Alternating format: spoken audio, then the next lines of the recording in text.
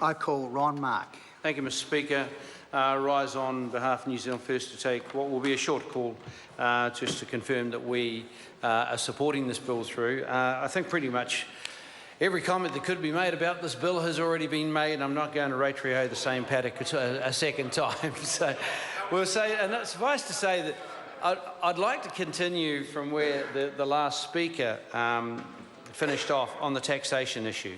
I guess for all of the good work, and I've got to say, Dr Smith and myself have had some differences of views and opinions in the past about different pieces of legislation, and particularly around the super city legislation, the amalgamation. But on this one, you've got to take your hat off to Dr Smith, because we in New Zealand First think that what has essentially been a rewrite of the original legislation and the process that the committee agreed with, and that was ably chaired by Scott Simpson, to allow a second set of submissions to be heard, has really enhanced this legislation quite some.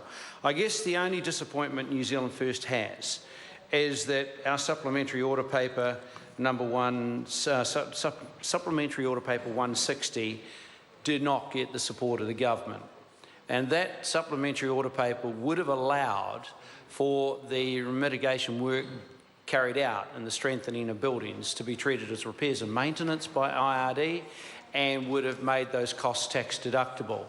Now, I get a sense, Mr Speaker, from having kept my ear to the ground, that a large number of people who traditionally support the National Party were probably a little bit disappointed that the government didn't move on that. The Property Council, who quite clearly are not known for getting in behind New Zealand First in large droves, have been to see us and have themselves said that that is something that they would like to advance with the government going forward as a later amendment to this legislation.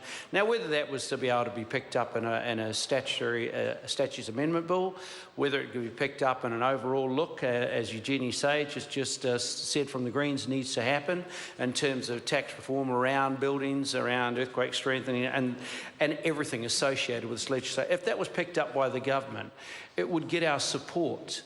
We struggle, and in fact, we struggle to understand IRD's ruling. To us, if a building was not repaired because the costs were too high for that individual owner, something which is going to happen in rural provincial New Zealand a lot, then there are only probably going to be a couple of outcomes. One, the building will sit there vacant and deteriorate and eventually get bulldozed, or two, it'll probably just get on sold to somebody else who probably has got the ability to do it and may or may not keep the building in its current state. Why is that important in rural provincial New Zealand? Because many of the buildings that we're talking about have a particular character and history that connects those rural towns to their past. And I've been quite happy, well, I was very pleased with the statements made by Councillor Brent Goodwin of the Masterton District Council himself, who owns commercial buildings in Masterton, when he was interviewed by the Wairarapa Times Age editor. And he confirmed the view that New Zealand First had, that there are a lot of buildings in rural provincial New Zealand that are not classified as heritage buildings, but they are buildings of significant note to those communities. They are buildings that hold a character, appeal, aesthetic value, and if there is something that we can do to alleviate the plight, and quite legitimately so, by simply reinforcing or clarifying to IRD that this work is remedial work, it's not capital. If one strengthens a shop in the middle of Masterton, one doesn't increase the square footage, the square meterage that it has. One doesn't increase the height of it. One doesn't enhance or change the characteristics of that building such that it has improved capacity or increased capability. It is the same building. So therefore, how could it possibly be considered by the IRD to be capital improvement or capital expenditure, capital works? So we would ask that the government thinks about that. If there's another opportunity to introduce that SOP into another piece of legislation, taxation legislation, we are most certainly going to do so. But it would be really cool, it'd be really great, it'd be really nice if, given the high level of agreement within the House, that the government would pick that up and do it itself and give IRD, if not an instruction, a piece of legislation that makes it very clear that their interpretation is not what the House wants. I want to extend our thanks to the Green Party, who immediately, upon seeing our SOP, said they supported it. To the Labor Party, who also said they're keen to see the numbers crunched down, but in principle they supported it. The Māori Party, who said, well, they needed the time to have a discussion around it, and they weren't going to support it because of their confidence supply agreement with the government and their no surprises agreement with the government. We understand that.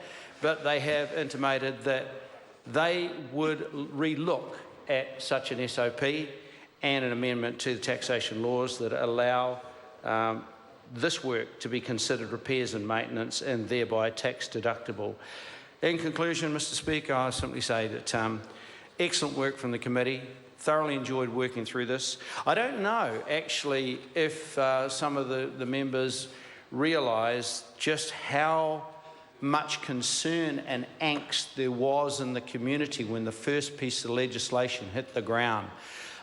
We could almost see landlords, commercial property owners in rural provincial New Zealand sweating blood at the thought of what the costs were going to be to them. This is a victory for common sense. This is a victory for rationality. This is a victory for parties who can find common ground and work together. It is, Mr Speaker, in fact, a victory for Parliament. Thank you.